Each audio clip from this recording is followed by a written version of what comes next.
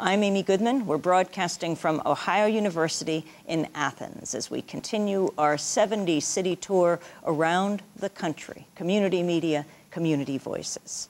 Well, national demonstrations are scheduled in more than 50 cities around the country Saturday to protest the government's handling of the economic crisis. In Phoenix, a demonstration is being held outside the headquarters of AIG. In Chicago, protesters will march in front of Bank of America. In Atlanta, people are demonstrating outside the Federal Reserve Bank. In New York, a rally is being held at Union Square. And many more actions are taking place across the country. The demonstrations are organized by the recently launched group, A New Way Forward. The group was formed to support alternative bailouts than the ones already in place. They're calling on the government to take three main actions on the country's banks: nationalize, reorganize, and decentralize. Greg Coleridge is director of the Economic Justice and Empowerment Program at the Northeast Ohio American Friends Service Committee. They're sponsoring the protests being held in Cleveland on Saturday. He joins me here in Athens, Ohio. Welcome to Democracy Now!, Greg, and thanks so much for taking the, 4-hour drive from Cleveland to Athens.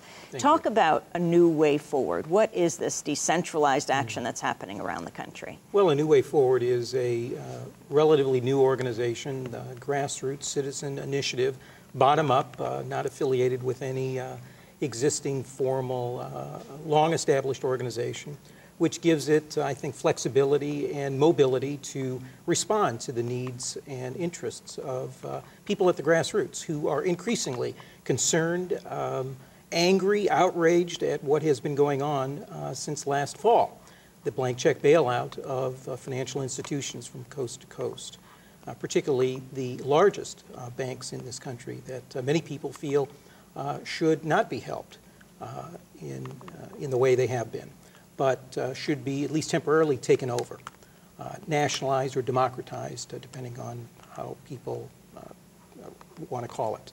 A New Way Forward, put together by a number of young activists who were very involved in the Howard Dean presidential campaign, decided they needed to organize this grassroots initiative and serve as, I think it's an arena where people from across the country can go and find information, inspiration, and dedication of other people to organize grassroots, bottom-up protests that will be beginning this Saturday across the country at 2 o'clock in most cases, some communities elsewhere. Explain your demands. Well, it's, as you pointed out in your introduction, it largely is based on the premise that we need profound structural reform, and that should include, at least temporarily, a takeover of some of the largest, most egregious, and what many believe are fundamentally insolvent financial institutions. And some believe it's like the big 5 or 6, J.P. Morgan Chase, Bank of America, Citibank, Goldman Sachs, Wells Fargo, Wachovia, that those 5 financial institutions alone house or are responsible for something like over 90% of what are considered to be the most toxic derivatives. And we should not be bailing out people connected to A New Way Forward, those financial institutions. We need something else. And what many people have called, including many Nobel Prize winners, is at least a temporary nationalization to take over these banks, get rid of their toxic assets, and put them back out on the market. And by doing so, it will save taxpayers billions, if not trillions of dollars, and move control back where I think it should be and was meant to be from day one in this country, under the realm of we the people, the public. That financial institutions, that the issuance of money and credit are too important to be left exclusively to the hands of private business corporations. Talk about what's happening in Cleveland. For a time, wasn't it ground zero for foreclosures? Whole neighborhoods closed. It sure was. To a certain extent, it still is. Has been eclipsed to a certain extent by many of the southern states now of Florida and Nevada and Arizona, California, but city of Cleveland and many inner cities in Ohio and elsewhere. Maybe Cleveland was the poster child, if you will, for the foreclosure crisis. In some communities in Cleveland alone, Slavic Village in particular, was considered to be maybe among the worst and was seen coast to coast, if not around the world. People losing their homes, hardworking people, people who are solid, salt of the earth, who followed the rules, but who got caught up in the whole effort to the lure, the temptation that many banks put out there to get in over their heads, to get a second mortgage, to become involved in these teaser early loan rates that may have been affordable in the first year or two, but then completely went out of control in years 4, 5, and 6, and so on. And so it's communities like that that have been devastated, what some people have called an economic after effect of 9/11 or Katrina, the like, that we in the Cleveland area and across the country are trying to respond to, and feel that one of the principal causes for those conditions, economic conditions, were not the inappropriate actions or behaviors of those hardworking, follow the rules, salt of the earth residents of Cleveland, Ohio, but the big banks. Can you talk about how you're linking in Cleveland the issue of corporate personhood, this whole movement that has been growing around this country, not just this year, but for years? Well, we think they're inextricably connected, that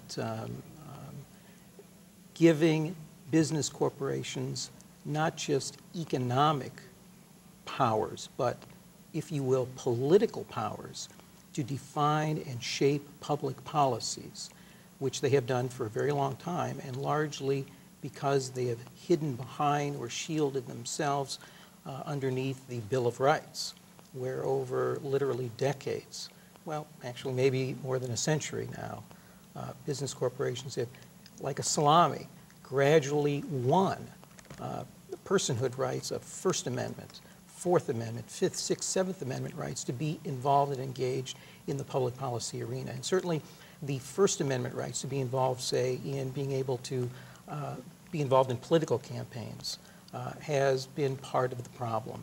By these financial well, all corporations, but most recently financial corporations, contributing or investing in public policy and in campaigns and in candidates has resulted in the distortion of public policy and the mass shifting of regulations away from themselves to permit them to engage in these dangerous, bizarre, and incredibly risky financial investments that have caused now what's called this global financial crisis. And so how are you trying to make this real in practice? How do you deal with this issue? Well, we're trying, number one, to make people aware that these realities exist, that these financial corporations have been party to contributing or investing $5 billion to public officials over the last number of years that have resulted then in the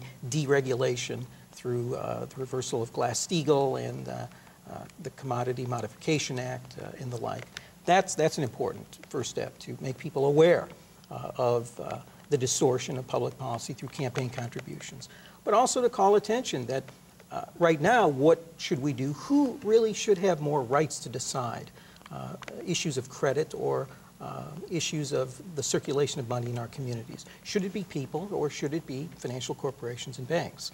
So what we're trying to do is empower and energize, and thanks to a new way forward, it's providing the forum or the arena where people can come together and try to offset financial power, money power, corporate power that has been won over through the Constitution and laws and the like, and create a groundswell of people power, similar to what our forebears a generation ago, several generations ago, did in the populist era, the 1870s and 1890s, where individuals came and realized that it was the banks and the railroad companies then that were controlling and ruling, and we're trying to help people understand that the same kind of controlling and ruling by banking corporations are going on today. And that needs to be challenged fundamentally and profoundly. And finally, this Rasmussen poll that just came out that finds Americans are losing faith in capitalism.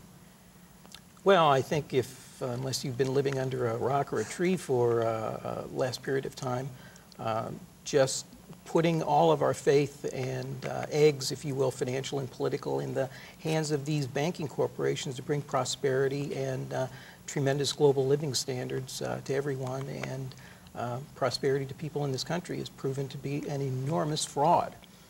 So people are, I think, responding appropriately.